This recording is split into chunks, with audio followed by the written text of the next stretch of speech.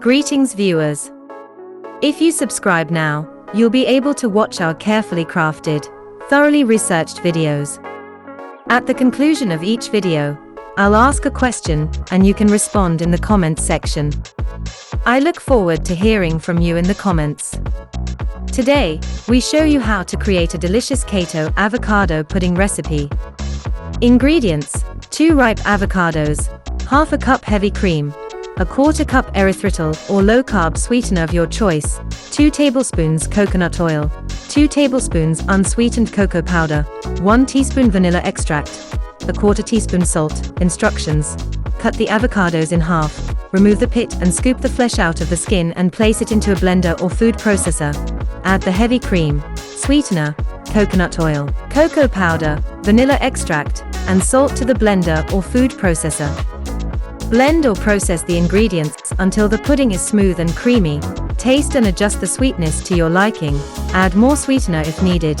Chill the pudding for at least 2 hours, or until set. Once set, you can enjoy your pudding as is, or top it with some keto-friendly toppings like whipped cream, nuts or berries. This recipe is perfect for those following a ketogenic diet, because it's low in carbohydrates and high in healthy fats. The avocados are a great source of healthy monounsaturated fats, while the coconut oil and heavy cream provide additional healthy fats. The cocoa powder and vanilla extract provide a rich chocolatey flavor, while the sweetener adds the perfect amount of sweetness without adding too many carbohydrates. The pudding can be made ahead and kept in the fridge for up to 3 days, making it a great option for meal prep or for when you have guests over. The recipe is versatile, and you can change the flavor to your liking. You can try with different flavor of extract like lemon or mint.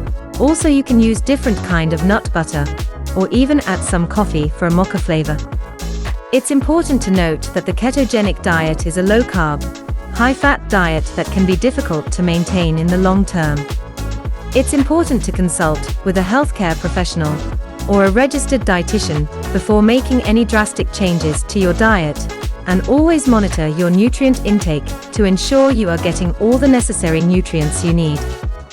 Also, avocado is a high-calorie food, so it's important to be aware of your portions when consuming it, especially if you're trying to lose weight.